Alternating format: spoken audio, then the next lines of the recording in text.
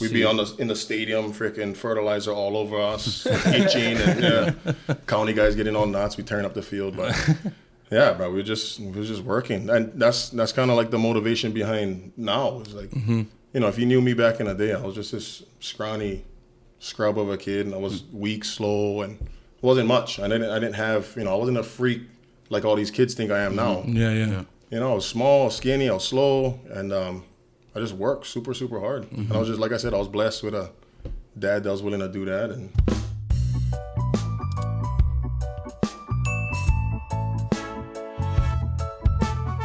what's up, everybody? This is Curtis Pooley here, bringing you your Real Talk Maui podcast. Thank you for joining us tonight. This is my cousin, Bri. What's up, everybody? And my brother, Jonah. Yes, sir. And tonight we got another special guest, as always, on the show tonight. This is my cousin, Wanada Hammer out of Maui. One beast football player, I can guarantee, out of Maui. One of the best, definitely, to come out of Maui. But without further ado, I'd like to introduce, my cousin, brother Jojo Dickson. Yes, sir. how's it, guys? Yes, sir. What's up, Mahalo for having me, boys. Yes, Yes, sir. sir. Thank you for coming on, bro. How's the family doing and stuff? Family's good, bro. Growing up, and growing up way too fast, faster than I would like. Guaranteed, Especially for all girls, Oh, yeah. That must be... Yeah, that must be a lot, bro, on top of everything else you're doing. Right.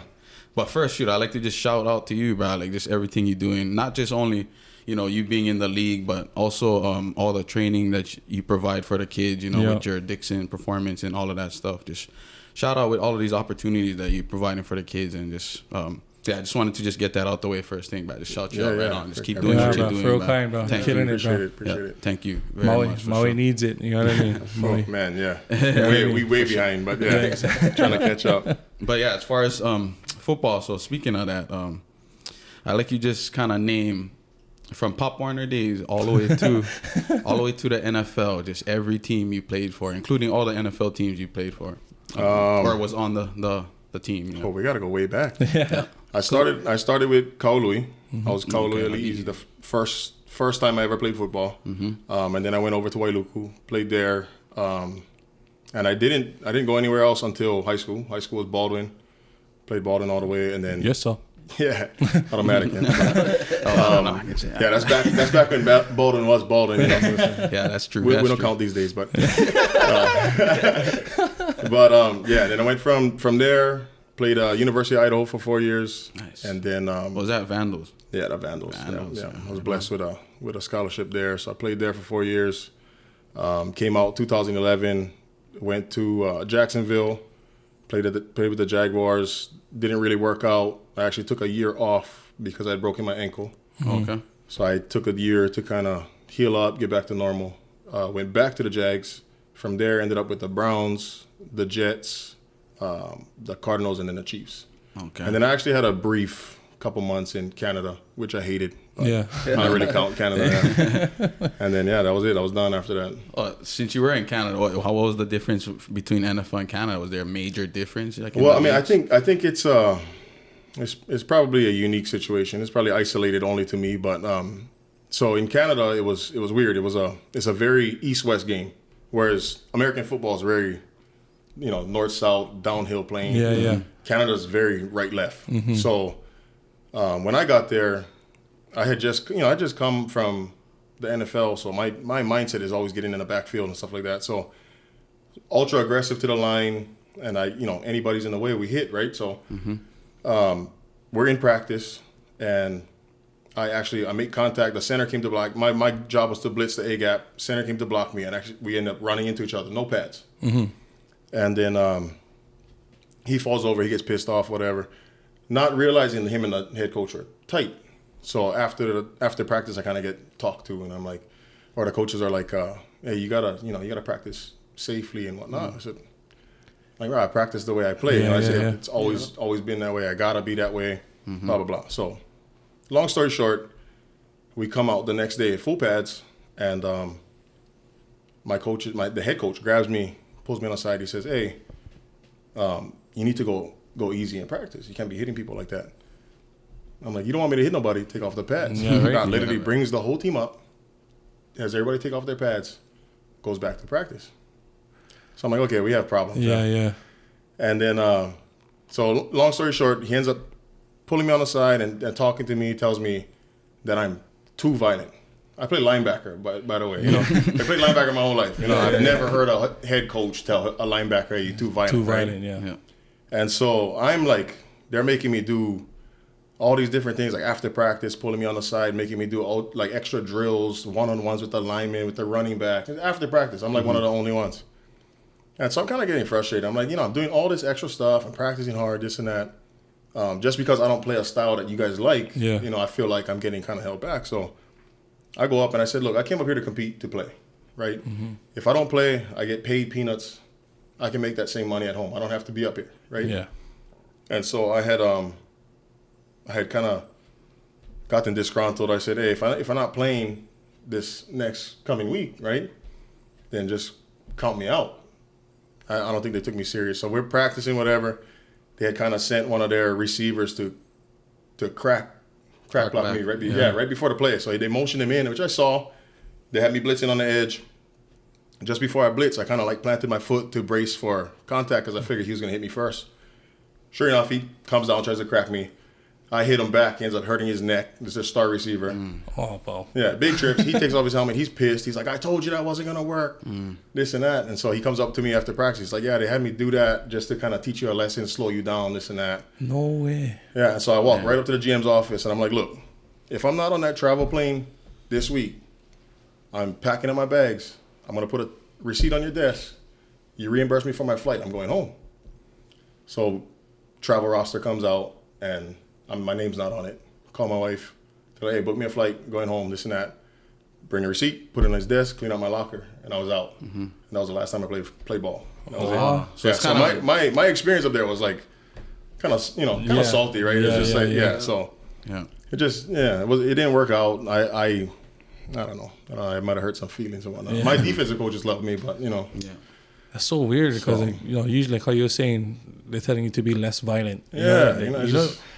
It's not the style, right? It's football. It's the last word you hear on the field, bro. Yeah, and so I think the style that they play, I just wasn't willing to.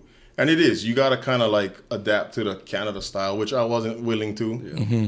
So I guess partly my fault, but at the same time, I'm making plays. Yeah. So, you're getting the job done. Yeah. Again, it's like I never heard a coach condemn a player for making a play. Right. But that was kind of my experience in Canada. So. Oh, that's cool. That kind of sucks. That was your last experience. Yeah, that was it. Well, playing football. Or we left, we came home, and right after we came home, we found out my wife was pregnant. So I was like, she had kind of put her life on pause to support me in my journey. So I was like, I guess it's my turn. Bro, your journey was that's what I mean, journey, bro. Like, right? Yeah. For come out of Maui and for do what you did, bro. Shout out, man. That was sick, bro. Yeah, bro.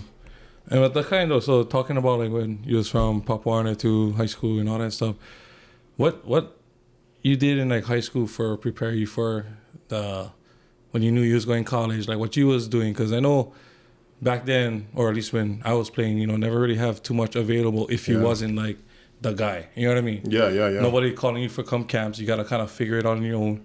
So what was, how you was getting all that? And I was blessed. I mean, my dad, I had a dad that was willing to, he basically left it up to me. One day he was like, look, if this is what you want, I'll help you. But, any pushback or whatever, I'm out.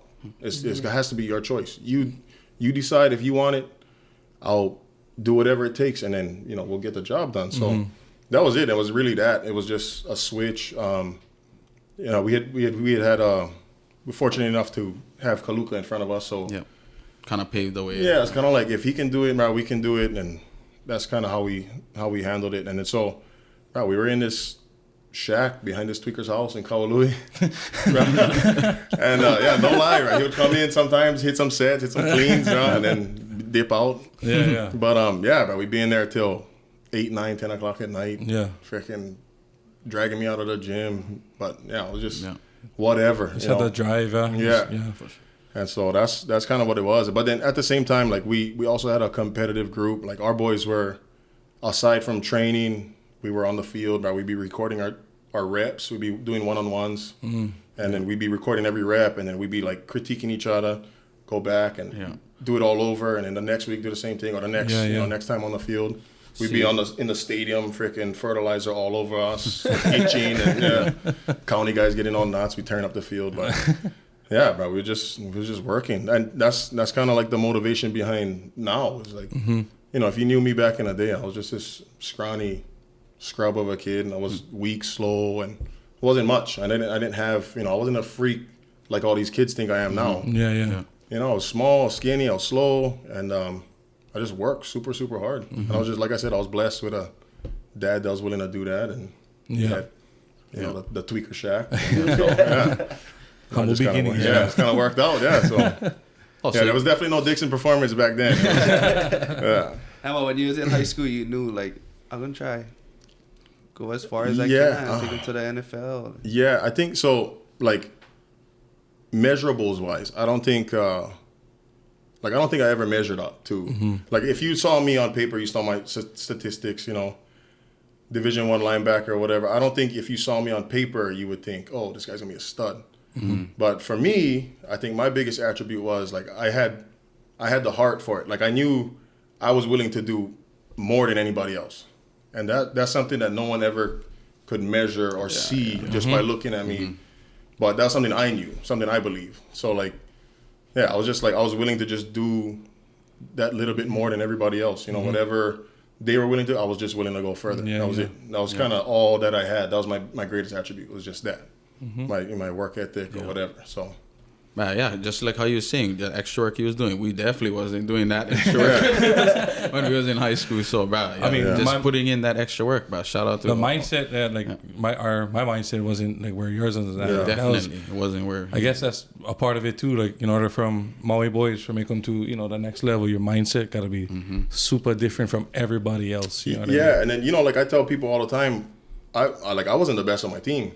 Like even in high school, I wasn't the best player on my team by far. There was guys way more talented than me, and but that was the thing. Like when they would skip class, I would stay. They would smoke weed, I wouldn't. They would drink, I'd be the DDs. It just different choices. True, it was just like little stuff, and they add up over time. That was just really that was the only difference. Yeah, and I was just I was blessed. Like I had.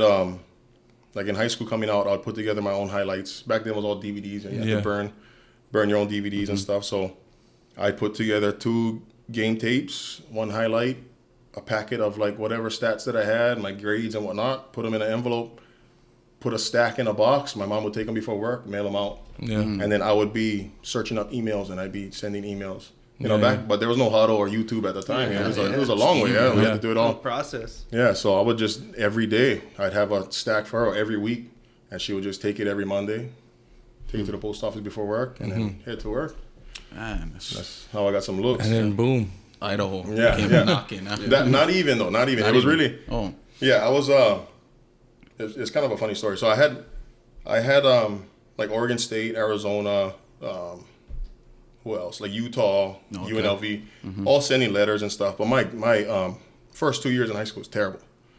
Less, like 2.0 and less. And I got you. So I spent my senior year kind of undoing all those grades. So while everybody else was cruising their senior year, I was going back taking freshman classes and sophomore classes, and then taking SATs trying to clear.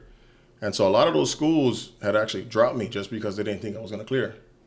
And what happened was Idaho came down.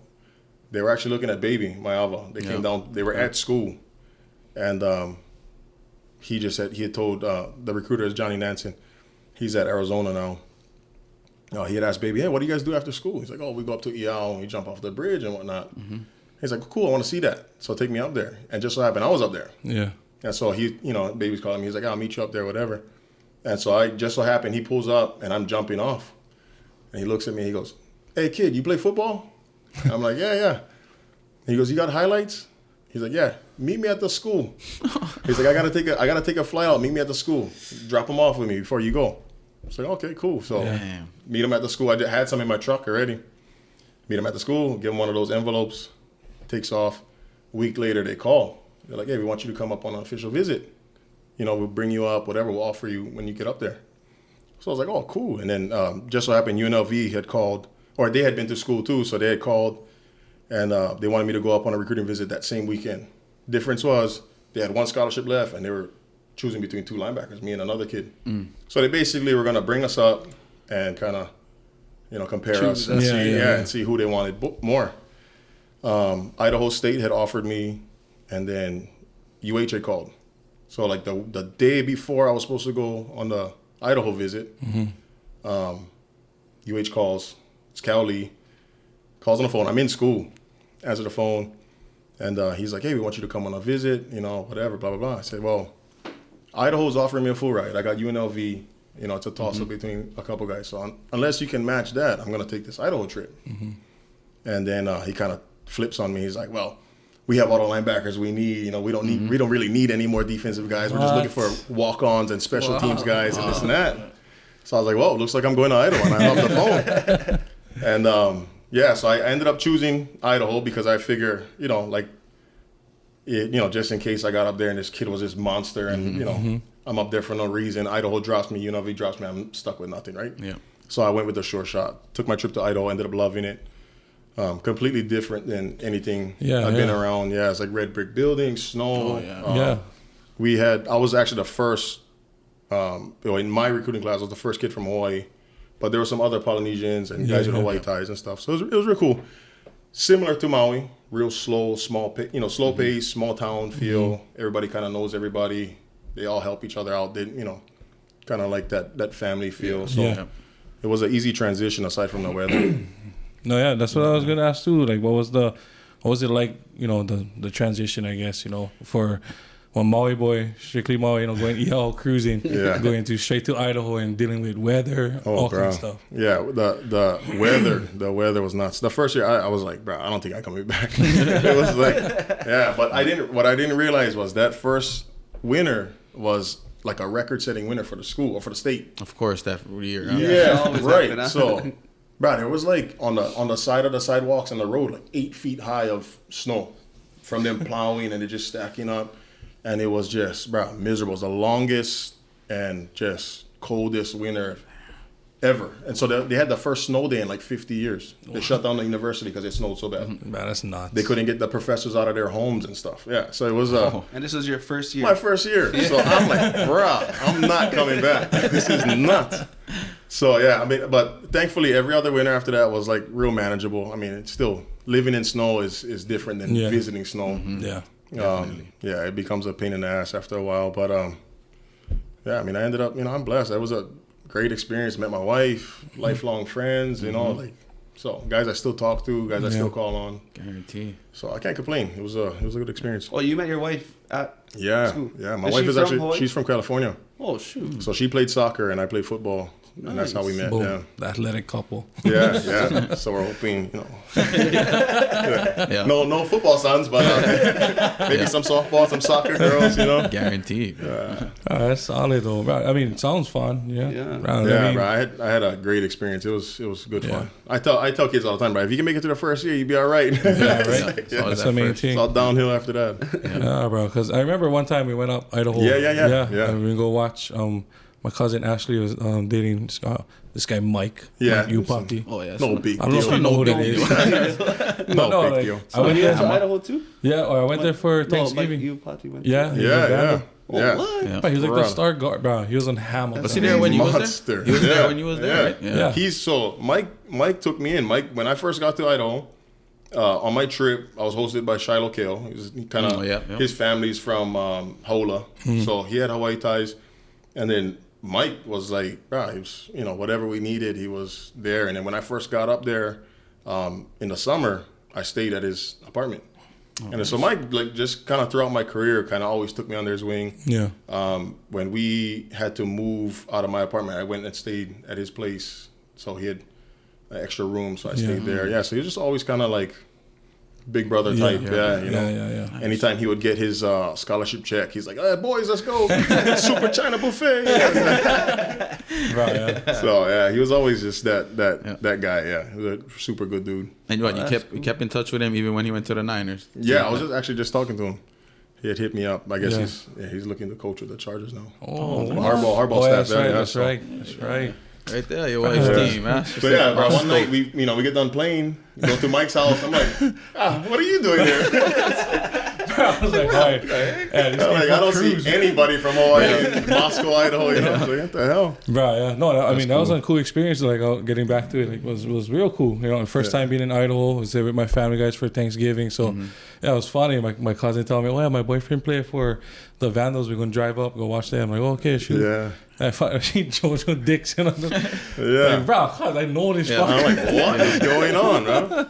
That's crazy. That's cool. Yeah, it was cool. That was a cool moment. Speaking of like good players like that, like on that Cardinals team that you played with, that you had the obvious sack in the preseason. I was checking out that team you played with. Like, I think it was Calais Campbell had Larry Fitzgerald on that team. You guys had Patrick Peterson, Antonio Cromartie, Honey Badger. Yeah, they're all on it. You guys are loaded, man. So I was just wanted to ask you, who would be the top 3 defensive players that even like you played on in the NFL with, that you ever like practiced or played with, like, or saw play, or just was on their team? Like, maybe top 3 guys. Like, just like stand out, like impressive. I mean, just like impressing you, like just the way they carry themselves, the way like their work ethic, the practice. Well, habits, Revis, like, I think Revis top of the list. Shoot, I forgot about that. Yeah, Revis was. Revis, yeah.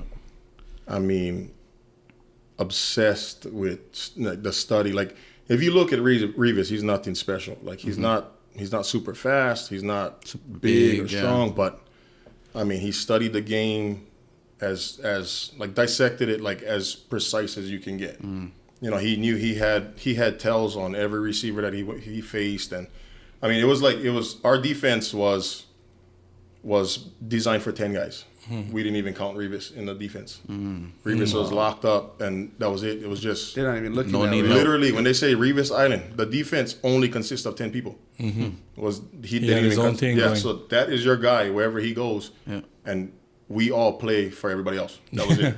Yeah, it's pretty nuts. So nobody caught a ball on him. Full sweatsuit, all camp. Nobody catches anything. No, like, bro, just, beast, bro. Always competitive, bro. Never guard down. Pat P was impressive. Like, I think Pat P was more of like the athletic freak. But I think I used to always be more impressed with Tyrann Mathieu. Oh, yeah. Just his ability his ability to get the ball. Like, he would be, you know, they would kind of go into these little scrums and stuff, and then he'd just pop out with the ball. Or, you know what I mean? It was just, I'm like, bro, what? How'd you even do that? Or, like, you know, like he just had a knack for getting the ball that I always was just kind of like in awe of, you know. And then for me, getting to play with Derek Johnson.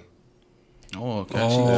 Yeah. So that's more on your alley. That was one guy that I always looked up to. So being on a team with him was just, and I was kind of like, oh, wow, this is right. Watch this guy as a kid. Yeah. So Derek Johnson, just phenomenal linebacker. One of my top 5 guys.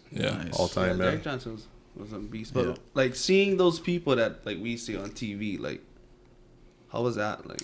Like at the time, I tried to have the mindset like I belong. So I tried not to be starstruck by anybody. But it was, I mean, you know, when you look back now, you think about it like, oh, bro, like, I was just some stud, like, holy crap, the best of the best. But like, I mean, I think there was a couple moments though, like when we played preseason, we played Detroit, and Megatron was standing on the field, and I was like, bro, like, how is that guy so big, moving so fast? But a couple times you get there and you're like, bro, this is nuts. But I tried my best to be, you know, just, you know, I don't know what you call that, but I guess, you know, try to be confident and focus on the real task. Yeah, because I feel like if I were to ever be starstruck, I kind of was like setting myself back. So. You gotta lock in. I always try to, like, you know, level up to that, even, you know, regardless of the situation. Yeah, because I feel like if we was on the sideline, you know what I mean, Megatron would be making a play, like, opposite team. And I mean, at some level, I wish I kind of was more a little bit, because then I could have, you know, I would have went out of my way to go introduce myself to people and stuff, but I tried to nothing special. I think that's the right mindset though to have. That's awesome though. That's cool. Like, bro, you don't act like you've been here, bro. Oh, bro, there was a couple moments though I was like, oh, bro, this is nuts. Like, bro, seriously, he comes lining up, bro. He's like right by our sideline, and I was like, bro, what is going on? That's funny because we look at Jojo like, bro. So you still looking at him, man? Bro, I seriously was like, I was like blown away. Like, this guy is huge. What the hell is going on? That's a receiver. But shoot, yeah, as far as coaching, you know how Maui is. We get all different good and bad coaches, around the island. But, you played for Bruce Arians, bro, at the Cardinals. As far as coaching, what is like kind of the difference like between like, high school, college, and pros? Like, is the coaching pretty much similar and the talent is just more, or is it the coaching is better as you go way better? Okay. Yeah, everything kind of levels up. Like my thing is, and stuff I say in the gym all the time is like the room for error is just it's minimal, like professional level, right? Every level you go up, the room for error is just smaller and smaller. Mm-hmm. Okay. So like the attention to detail is just so much higher. Like it's not just you learn what you're doing and you'll be good. You got to know what everybody's doing. You got to know what everybody's doing in certain situations, and you got to kind of like it's nonstop. Like I'll break down a play for somebody, like just say we're talking about Fred Warner. Like I love watching Fred Warner, right? Yeah. And we'll watch a slow motion play, and I'll break something down. Like this is what he's going through. This is what's going through his head, right? In slow motion, we're breaking it down, saying, okay, he's looking at this, he's seeing that, whatever. And then we play it in full speed, and they're like, oh, bro, that was like, that was like 1.5 seconds. Exactly. And he made all that decisions. He thought all that out in 1 second. Right ahead. From pre-snap to that, that's what happened in his head. Yeah. Mm-hmm. And that's like all day, every day. Mm-hmm. Even when you're not practicing, you're studying and you're thinking about it. So like even when sometimes you'll be in the game and you've studied it so much that something will happen that you visualized already. Yeah, yeah. And it's almost like deja vu. Like bro, I've seen this happen, a dozen times already. Yeah, yeah. So it's just way, way more attention to detail, which is hard when I'm coaching now because the kids just don't grasp, Yeah. Like they think it's okay to have their foot pointed out when they shuffle. Mm-hmm. And I'm like, bro, that might be okay now. But that little second where you're turning your foot to change direction, next level, you're getting dusted. Yeah. So that might be cool on Maui, right? And you might be good on Maui, but that means you suck still. Yeah, that's true. That's a reality check. Yeah. That's a good one, yeah. But it's true, though, yeah. Yeah, it is. True. Sad, it is true, bro. Yeah. Like, I had funny story. My mom she was cleaning out my room when I had already been playing. She was cleaning out my room, and then she found this like packet of paper, and I had all this writing, and it was like all the best linebackers that I had, professional and whatever, that I had liked. Mm-hmm. And so I had their names, height, weight, I had all their measurables all listed out, all their stuff all their stats that they, whatever. Mm-hmm. And I had taken all these notes on them, and then I used to study them just to kind of gauge where I'm at to them. And I'd be feeling my way out as I went up. And so my mom was cleaning out the room. She found this and she gave it to my dad. She's like, look at your notes, like joking with him. She's like, look at this. And he's like, that's not mine. She's like, that's not your handwriting. He's like, no, that's your son's. And she broke down crying. She's like, oh my gosh. Like he was like, he was already like, he was obsessed studying the game and all this stuff. She's she had no idea. Like it was that deep for me, But it was already like, I knew all the guys that were coming out the same time I was coming out of high school. Yeah.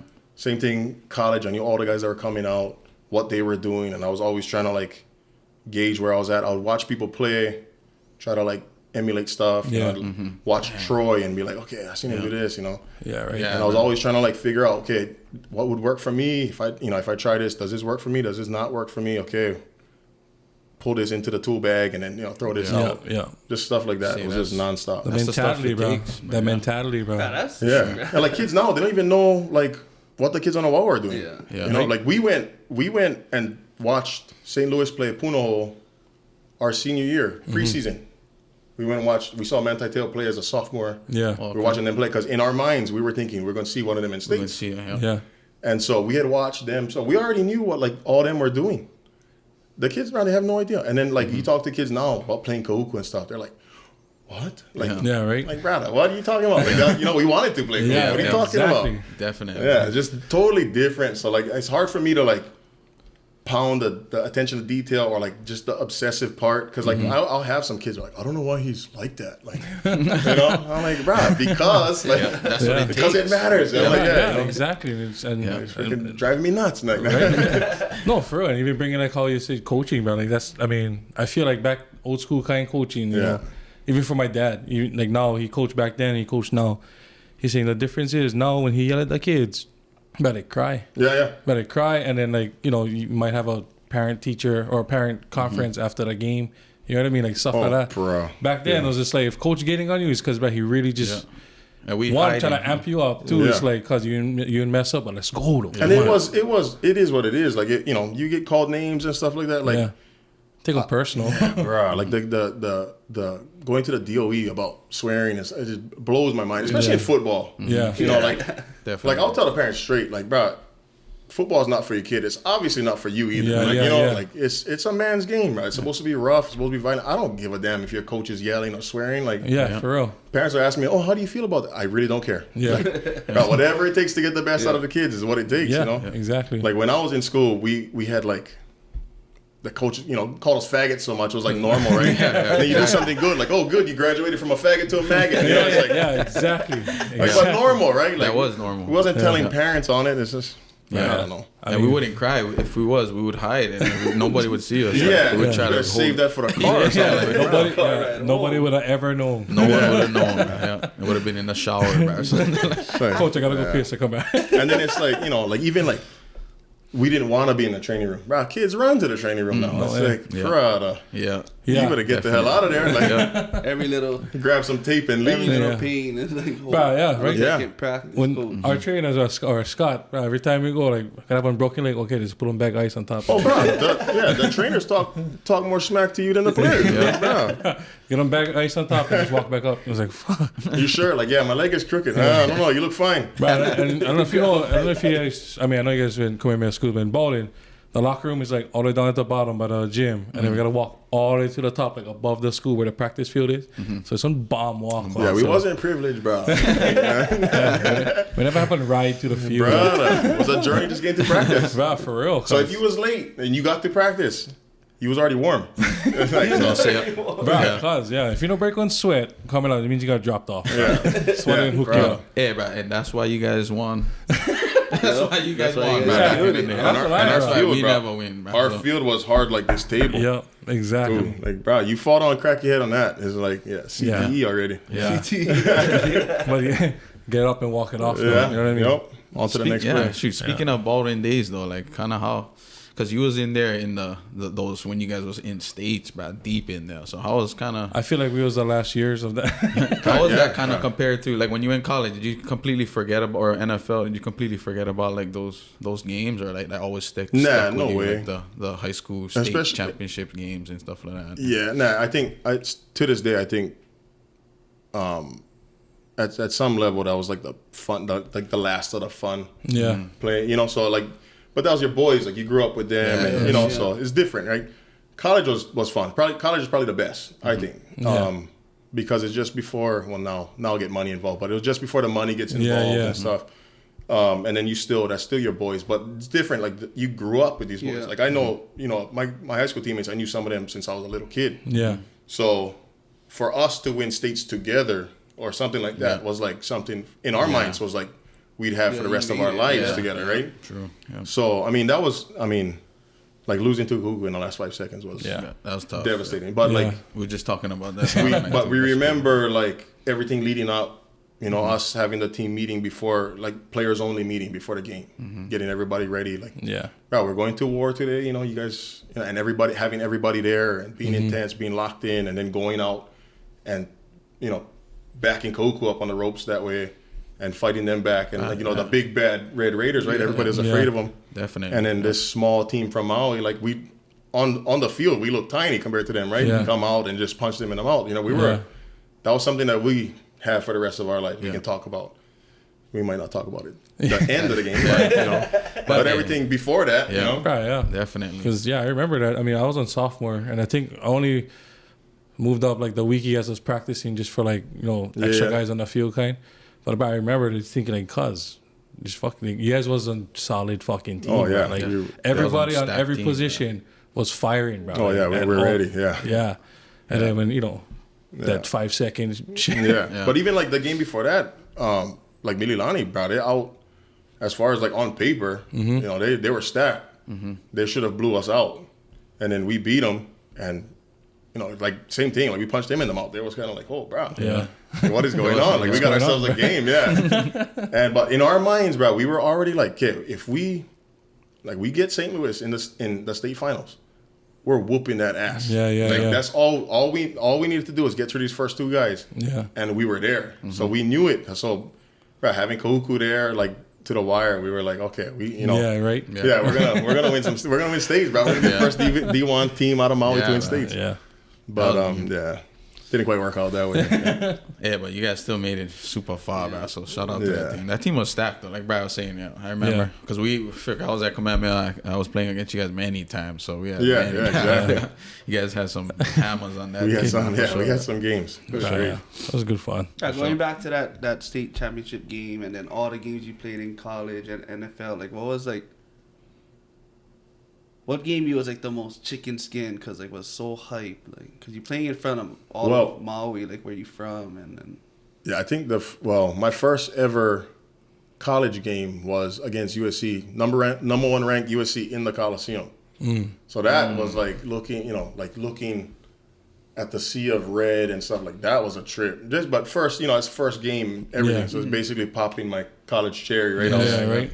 And I was kind of starstruck, where I'm like warming up on the field, 190 pounds, and you were starting at that time. No, I wasn't starting yet, but I was on special teams, and I did get in that game. But I remember walking back in the tunnel, and the kicker had just died. He got into a car accident, I think, or something like that, right in the off season. Okay. And so they had this moment of silence, and Cushing was standing right at the tunnel like this. And I remember walking past him, and I was like doing something in my hands, and I looked up, and I was like, bruh, like, I gotta get in the weight room, bro. Holy crap. And then, getting out on the field where I'm on kick return, and it's like every starting defensive player on kickoff, right? So I'm counting my guy. I'm like, okay, I got freaking, I forget who it was Taylor Mays, I think, and then had we're counting Keith Rivers, Keith Mauluga. I'm like, thank God that's not my guy. Like going down the line, right? So I'm like, okay, I got Keith Rivers. So I remember like looking Ray off and then going to block Keith and Keith flying past. I was like, oh, these guys are fast, bro. Yeah. And then watching film the next week, and I looked off Ray, turned away, went to go block Keith. My teammate who had Ray runs full speed. Boom! Without breaking stride, bro. Runs him clean over. Boom! Bro. And then our up back, right? So return against the ball, up back, or the guy's coming to like lead block for him. Yeah. And was Alan Bradford, I think. Alan Bradford hits the lead blocker dead into the returner, tackles them both. Bro, first play of the game. And I remember thinking like, bro, this is nuts. But that was only the first kickoff, right? They always used to send their starters out just to kind of intimidate everybody. It worked. Yeah. It worked. I was like, bro, if we got to do this all game, we're screwed. We get off to the sideline, and my friend is like, my friend Paul, he's running off. He's like, why'd you do that to me? You have to be alone with Ray. Like, bro. But that one, I think was, just because it's the first game. But our bowl game, when we played 2009, we played Bowling Green in the Humanitarian Bowl in Boise State Stadium. I think that was the best. Yeah, instant classic type game, because it was a shootout. We were going back and forth, and it came down to the wire. We actually won on a last second. I don't know if it was 2-point conversion or 2 point. I think we went for it. 2-point conversion. We won. Yeah, and it was a crazy game. Super, like one of the best football experiences I've ever had. So I think that was the one that stands out the most. Yeah, aside from Koku, like Koku is the biggest heartbreak I think in football. But that USC team, was Kaluk's on that team? Yeah. Oh, so you got to link up with him too. So it's funny. He played. We got to see him and all that, and then after the game, I had Whiteside written on my eye black. Yeah, so I was shaking everybody's hand and whatnot, and then Klay Matthews walks up to me, all skinny, like. Didn't even think anything of him. Yeah, right. He goes, Whiteside, do you know Kaluka? Something like that. I'm like, yeah. He's like, oh, I'm going to go get him for you, whatever. So then, bro, I thought nothing of it. And then the next year, bro, Klay Matthews is Klay Matthews. I was like, bro, that's the guy. I was like, oh, my God. That's Whiteside right there. Yeah. The skinny homie guy. Yeah, bro. He was like, I don't even think he played. And he was just, like this nobody kid, bro, super scrawny and whatnot. It's like, oh, bro. How much older is Kaluka than you? 2 years older. 2 years. Yeah. Right, they had on squad. I mean, Kushe, Yeah, them Kaluka, guys too. Like Kaluka guys at Baldwin. Yeah. Bro, they were super stacked before us. Yeah. That Trenton too, man. Yeah, too, exactly. So and then their SC team was insane. Yeah. Yeah, Oh, for yeah. sure. Killer. But yeah, shoot. I know we can talk about NFL all day. So, yeah, going to your Dixon Performance, bro. I just wanted to ask you, you know, like with all the training that you get going on and stuff, just what kind of is your main goal, you know, for Maui, you know, to bring to Maui, or just your main goal for your Dixon Performance like brand? overall? Like overall Yes. goal. Like So like I think primary goal is a culture change. Like being influential enough to where I can impact the actual approach to how people approach sports or youth sports or anything like that. I want to be that impactful where we start to like actually see a level up in Maui. You know, I want to kind of essentially challenge everybody to kind of do better, right? I don't want half-ass coaching. I don't want half-ass playing. I don't want I don't want shortcuts or like, you know, shitty nutrition or anything. I want top notch. I want from low level all the way up. Yeah. From youth level all the way up. Yeah. That's so overall goal. That's what I want. I want like enough programs and enough reach to where you have no choice. Like if you're gonna play sports, we're gonna have the mindset that we're gonna take it to the highest level possible, and not just for the sake of going to college. I want it so you play sports, you're going to strive to be the best you can be, not just to be the best on your team or just to go to college, but to become the person that you naturally become throughout that process, right? And because I feel like that part of it goes far beyond sports, right? It goes into life. And a lot of what we do in sports or in training or anything translates to life. Yeah, and I want it to be applicable. So that's kind of my overall goal. Yeah. So I'm looking to scale and build programs and just have an influence, have a team, and kind of make it normal. Make it normal to pursue college. Make it normal to pursue being the best. Yeah. Right. Make it normal to train. Make it normal to, you know. And thank you for that, because I know the exposure out here, especially for like young athletes out of Maui, you know, trying to get exposure is hard, man. Yeah. So like everything you're doing, just the exposure, the training, that's and that was the kind of thing. When I came back, I just was like, wow, this is like Maui's dead, bro. There's no training, there's no camps, there's no nothing. Like, what happened? And if there is only in Oahu. Only in Oahu. Yeah. So we always got to travel, right? Yeah. No matter what, we got to try to travel to Oahu, or you got to travel to the States or something. That's already cuts off like half of the athletes, bro, just because of that. Yeah, and then it's also like if I got multiple kids, it's already expensive. You know, it's tough.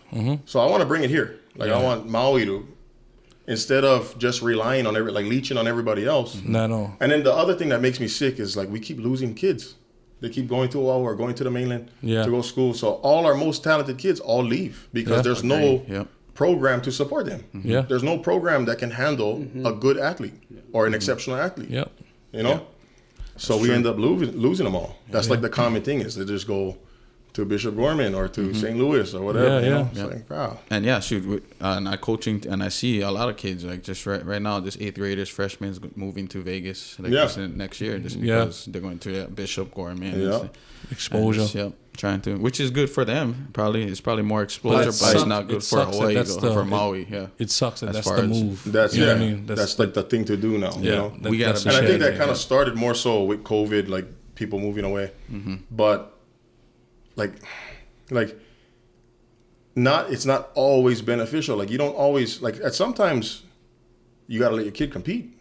Sometimes you gotta let them earn it or let them. Yeah. Like I get this all the time. I'll talk to kids about going to Baldwin. Like Baldwin sucks right now. We all know. Okay, great. I get that out of the way, right? But the kids are like, oh, I don't want to go there. They suck. Like whereas if it was me, I don't care if the team. I'll make the team better. Like I felt like I had an influence on that, right? Yeah. The kids don't. The mindset is different now, right? It's like the easy way out. Yeah, they're not looking to compete. So I want to change that. I don't know how much of an influence I can be on it, but that's kind of where my overall goal is. Eventually, that's what I want to do. I want to impact that part. Yeah. Where like this is the standard for sports, for athletes and whatnot. This is where we're gonna be. parents alike, you know, everybody, you guys got to fall in line. Yeah. Because this is it. There's no other than this, no other option. Like you're either we're gonna be great or we're not gonna play sports. Yeah. You guys go play the violin or something. But I feel like I feel like what you're doing right now is setting them up perfectly for that. Because I'll use an example of my niece Klay. She trained with you, and so what I noticed with her is when she went to switch from flag football. So flag football was her first sport. Okay, so she never not play anything else. So my sister wanted to put her into something, that in high school she could go further in, right? Yeah. So soccer was the one. Wow, she was all nervous, like, I don't like play, I never did play. I was like, nah, baby, like, you training, you doing all this stuff with Jojo, you're an athletic person. You're not just good at flag, you're just good at athletic stuff. Yeah. So trust your body, trust that, what you're training in, your body just gonna adapt. Cause like 2 weeks later, she only went in for tryout. Yeah. Like the next week, bro, she was on the team, and then not just on the team, like she was in the starting position. You know what I mean? So it's just traveling, everything. Yeah, now she's traveling. She's doing. Right now she said 2 weeks in Oahu in Oahu. Yeah. With Oahu. 2 weeks in Oahu playing, tournaments, whatever, staying with her family. But stems from her core, her workout, what she's doing. You know what I mean? She freaking what do you call? She's able to pick up on a lot of things, and I told her, because you're doing more than what an average girl your age doing right now, Definitely. So bro. Yeah, like our go-to was Wailuku Gym or YMCA or something. We didn't have facilities that actually train athletes and stuff. It was a lot different. Yeah. And you kind of had to do, like how you said, you kind of had to do it on your own. Like you kind of, you really, if you wasn't the guy, you had to go look and do all that stuff. So. Definitely. Yeah, my dad would buy books and stuff on how to train. Figure it out on the fly. And that's something that we definitely. I wish I would have taken more advantage of, especially with football. The studying film part. I wish I really would have. I don't know how was that with you. You really in high school? Were you really studying film? Like we did as a team. We would have meetings where we'd study film and stuff. But I mean, it was nothing like when I got to college. Yeah. Like even that. Like I got to college and it was like they were speaking Chinese to me. Like the terminology was totally different. And I was like, whatever I learned at Baldwin, I got to get rid of because it's not the same. Doesn't translate. It doesn't translate. So even that, like I want football to adapt and be like, I want you guys to run something that the kids can take with them. And I don't care. Like I really don't care if Baldwin could lose every game. I don't care if teams win. It's especially like the youth level Pop Warner. I don't care if they win a single game. If your kids are succeeding, they're developing, they're getting better. Like especially high school, if you're producing D1 players, you could lose every game for all I care. Yeah. The program is still successful, right? If those players are succeeding at the next level, that's all that matters to me. I think naturally, though, if you were to evolve your program to produce better players and produce D1 players, you just become successful, right? Definitely. Naturally, right? Like I say, I don't care about winning, but at the same time, I think it just comes with preparing properly and being great, having a mindset of being great, striving to be great. You just naturally become more and more successful. Yeah. We in high school wanted that. I think some of us wanted a little more than others, but we had the idea that we could do it. Yeah. Right? So we all just kind of had our own ways of striving to be great. Made us successful in the field. Yeah, definitely. But so like I feel like we should meet, especially at the youth level, like a recruiter's never gonna come down and ask you, hey, what championship did you win when you were 10? Yeah, when you were 8, Yeah. True. No one cares. Like, no one cares. No one cares. Sorry. For sure. But it's more so like I want all I want people to focus on developing kids. Yeah. Teach them how to be great all around. Not just a great football player or a great soccer player or whatever. So great person. Yeah. Like you strive to be the best you can be all the time. Make that your habit. You're bound to be successful. Yeah, bro. Definitely. For real. Yeah.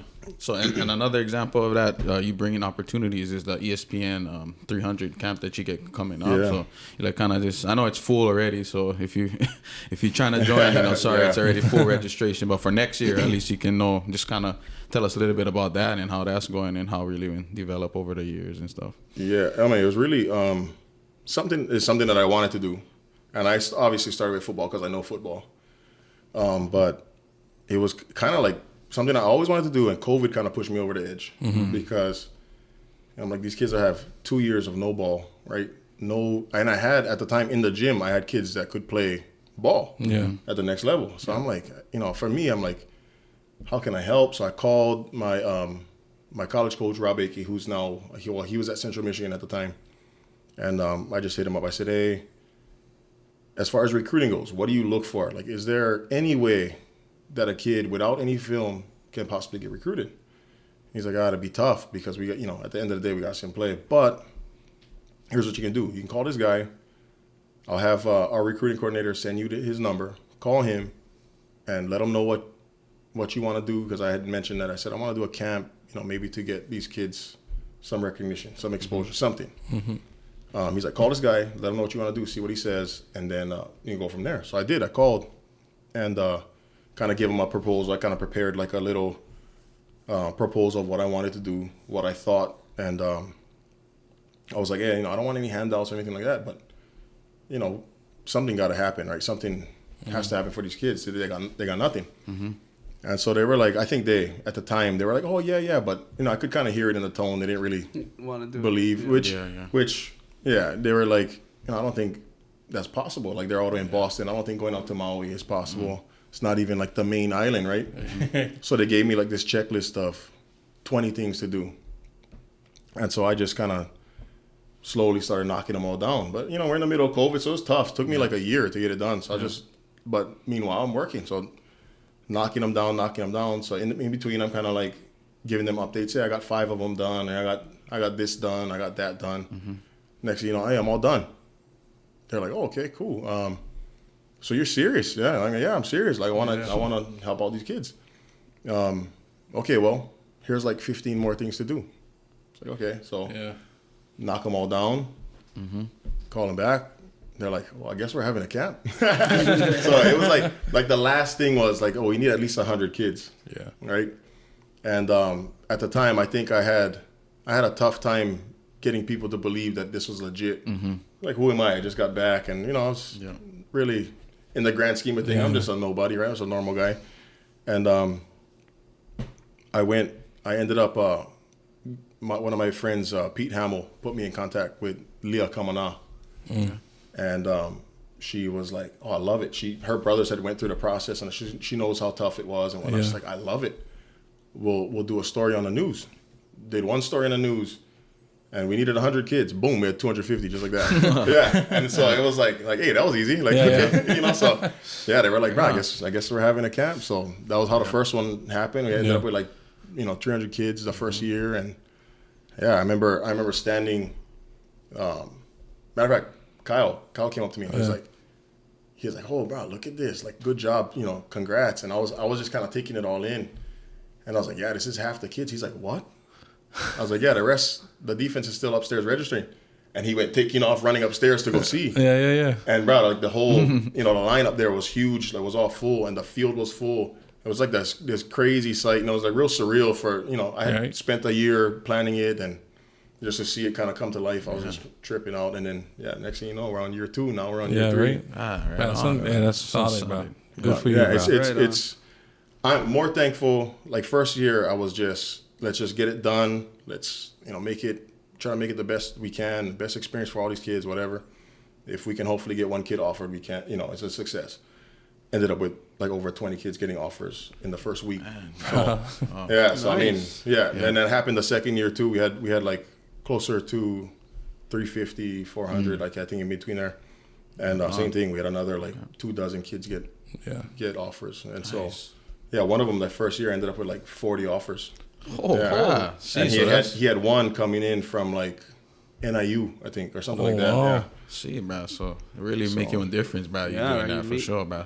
So it's cool. It's cool making everyone kind of come here and get together, and then at the same time, helping kids get the exposure without really having to fly any coaches in, or recruiters having to come down here, spend money, and it's pretty cool. It's pretty cool that we can do that. And exactly. As far as all of the NFL players or like the guys that is helping you over there, that's all guys that that met like throughout your career, or most some NFL players. Most of them. Some I just reach out to, and they just come, or just some through somebody or whatever. But for the most part, like year one we had Mike come down. So like I know him well, and then Tyson, I played with Tyson in Jacksonville. Okay, yeah. Tyson came down. Frosty, I played with Frosty at Arizona.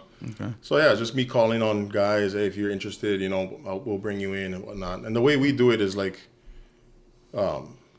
we started a nonprofit, right? So we get sponsors to kind of help us out with services, donations. So Southwest, they sponsor all the flights. So we're able to fly coaches in from all over. Bring them from all over the states. So like this year, we got guys coming in from Florida, Georgia, Maryland, you name it. The guys themselves, ESPN, the Under Armour guys, all come from Boston. Oh, so they come So yeah, all the equipment and everything comes from Boston, all the way across. And so yeah, like we're just blessed to be able to fly them in, put them up. Yeah. They don't spend a dime. We transport them everywhere, take care of their meals and everything. So super like professional. It's I think it's a great experience for everybody. Yeah. Coaches, the players, the volunteers, everything. We try to make it. Everybody gets Zippies for lunch. You know? Normally you get like a Subway sandwich. So no, you get Zippies when you come out. I would have went just for the Zippies. Yeah, so it's pretty cool. Like just, you know, thankful that we've been able to build it as fast as we, like year one was already big. Big step. And we didn't really have the know-how, or like that was my first camp. You know, guys was like, they thought I did that for a living. I was like, bro, it's my first one. It's like, I never did this before. I have no idea what I'm doing. But yeah, then year two, you know, we stepped up. We were able to get the flights done. Shout out to Dell and Kelly over at Southwest. Shout out. Yes, sir. Kawi over at Maui Coast. Maui Coast has been great with us every year, putting up all the guys from ESPN that come in, all the coaches that we fly in.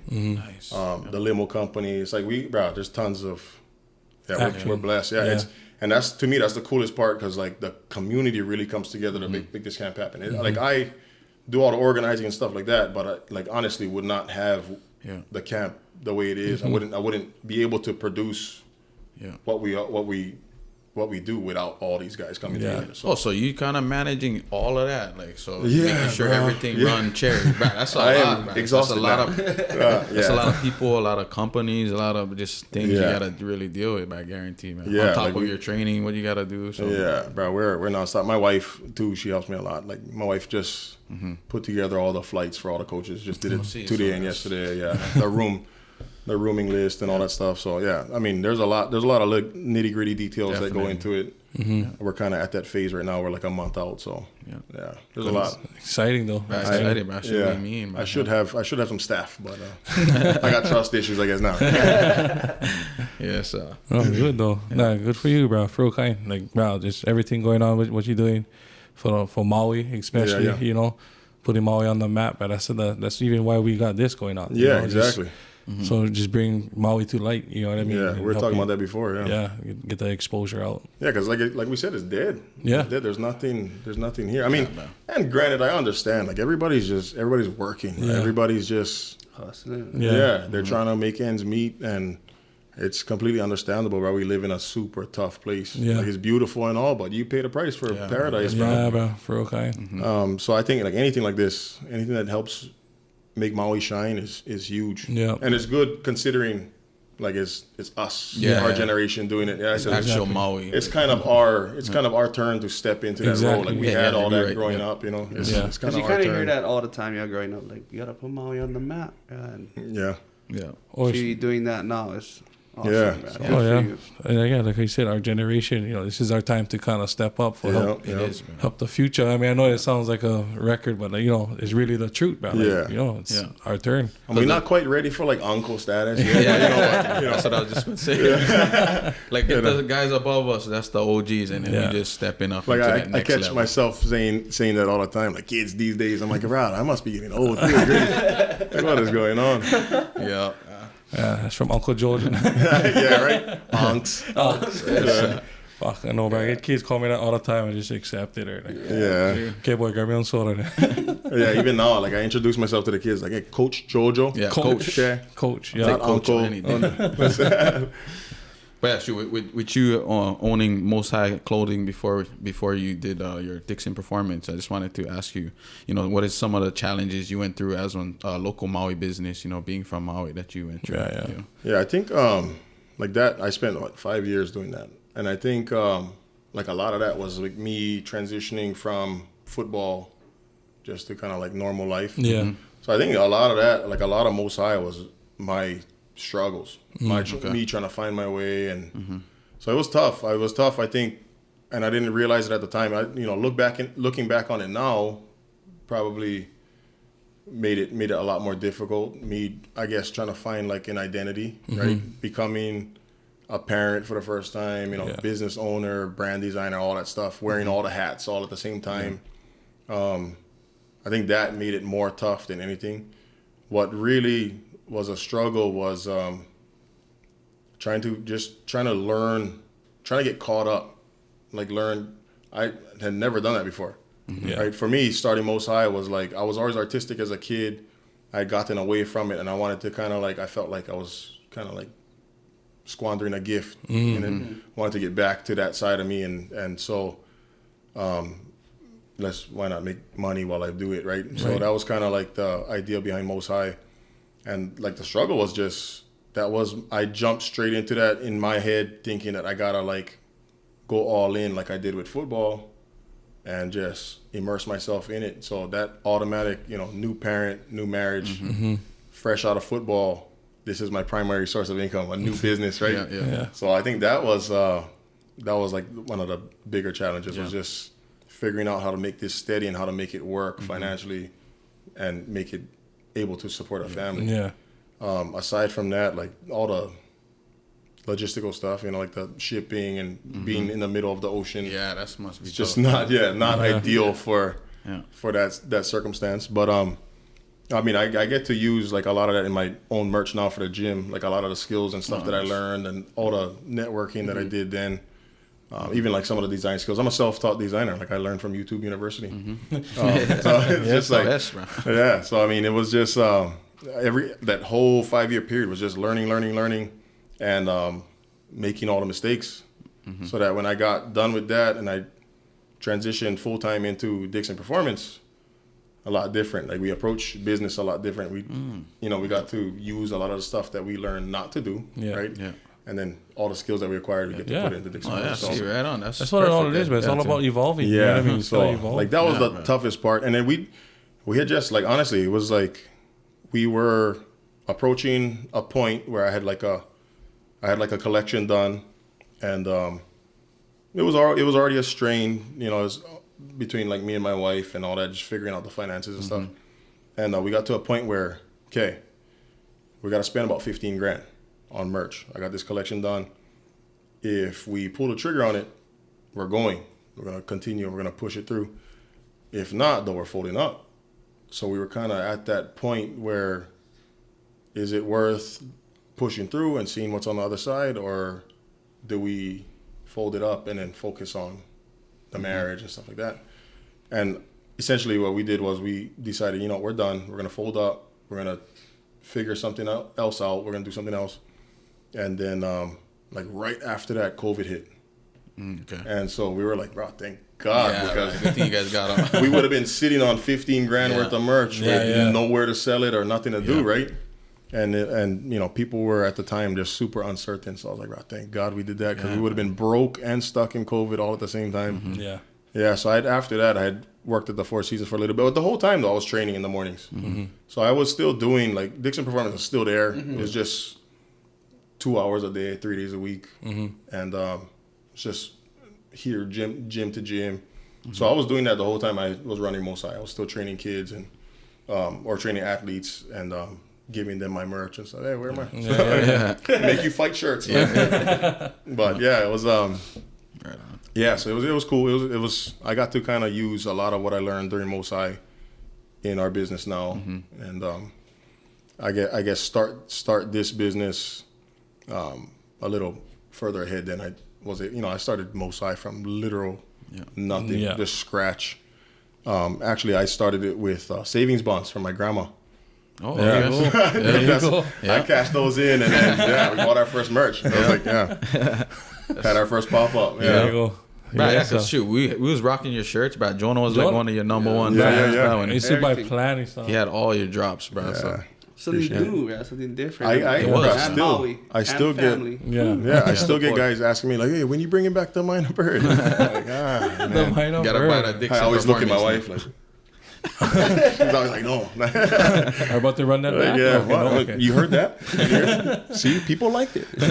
When you guys was doing that, you was doing all the designs. Yeah, bro. You guys had some mean designs. Yeah, I was doing all that. I was just kind of at the point where I was like, you know what, I got to find an outside designer because it was taking up too much time. And that was kind of what it was. It was just the time versus the money, right? It just wasn't adding up. You know, my wife wanted me more available. And it was literally, I was up till late at night, like a crackhead, just doing designs, on my laptop, like drinking coffee at 2 a.m. I should be sleeping. You know? This is not normal. But it was taking up a lot of time, and I don't think the income matched the hours that I was spending. Yeah. So that was a tough one. It's a lot different now. Like now, I'm like, design this for me, please. Like, I don't have time. Yeah. But so. Oh, good, bro. Yeah. Yeah, if you can pay somebody to do it, pay them to do it. Bro. We're different situation now. Like a lot more steady. You know, it's all monthly. We're blessed. We got like anywhere from 130 to 150 kids in the gym all the time. So we're loaded. I feel like it's only gonna go up from here, bro. For real thing. Yeah, I mean, I would like to do more. Like I would like to even get into like the skill stuff of sport. You know, skill side of sports and not just the performance side, but. Yeah, so it's in time. You know, one step at a time. Yeah, one day maybe I can have like one of those facilities like in the mainland. Manage. Sure. Yeah, so Dixon Academy. Like something where I could like, bro, we can do everything over here. Right. Definitely, man. Exactly. I kind of want to make it like not to gatekeep it or anything like that, but like I want to make it so that if anybody from outside looks to come in, like, you know, you guys got to see me first. Yeah, like, exactly. You know? No, that's like kind of mentality you got to have. Dude. Yeah, for real. And so, you from here too, bro. So we got to kind of hold it down for Maui. You know, I don't want to. I don't want outside people coming in and taking advantage of our kids. Yeah. Right. Nobody's gonna really relate to them the way. Maui boy or Maui girl. I came up through this. Like I know what our families go through. That's true. Yeah. So like no one's gonna truly understand or truly care. I think that to that level. Like even now, like and it's really like Dixon Performance business model was like I started with one free client, built a good relationship, you know, did my best, and then they, you know, had some success in sports. Next thing you know, I had 3, then I had 5. Just the same thing. It was literally just like my passion reflects into the training. We build a good relationship. They trust me. They spread the word. Same thing with like Klay. We talk about Klay. Like I think a lot of the soccer girls came in because of her. They're just, you know, asking, hey, what do you do? Yeah, exactly. Yeah. Them giving me a good referral because of, you know, just we've established a relationship, and, you know. And she is killing it. And the relationship to me comes first. The performance comes after, and then that combo right there just kind of builds the business. Yeah. All that plays. Yeah, because I don't really do I should be better on social media, and so I don't really do too much advertising. I'm trying to be better at it now, but that's like, you know, it's like a full-time job itself. It really is. So, you know, I'm up and down, I hit or miss, but it's just like word of mouth. Word of mouth, and then obviously consistency on our end, just making sure that we're delivering all the time. Definitely. Oh yeah, bro. Because you're doing real well, bro. Yeah, right on. Thank you for all of the things you do for the kids, and the community. I mean, we come. That's the thing. We came from it, so it's easy to relate to them and care about it and want to see them do better. And I think for the kids too, it's good to see like you know, being that you went to the league and you played. You know, it's good for them to see an actual. I don't know if all these kids even know, but and I don't go bragging about it either. But we telling them. No, we telling them. You know, he was on the. I know. Well, I mean, if I had a coach like Jojo, right? You know, while we sit doing workouts or whatever, versus, you know, the uncle that that just, you know, was probably burning in the parking lot. Just came from construction just work. Keep running. Exactly. Like, you know, it's easier for take them from a guy that's doing them than the uncle that said volunteering because the other guy would never like coach this. Yeah. You in trouble yet? Good. Yeah, bro. Right. Old school coaching. Yeah. Just keep doing what you're doing, bro. They're looking up to you, bro. So shout out to you, Jojo. Dixon Performance, bro. And yeah, thank you for coming. Thank you for coming. I know you're busy, bro, with your family. Thanks for having me. Yep. Yeah, shout out to Dixon Performance, bro. Right on. Definitely, bro. But until next time, bro. Real Talk Maui. We out. Yes, sir.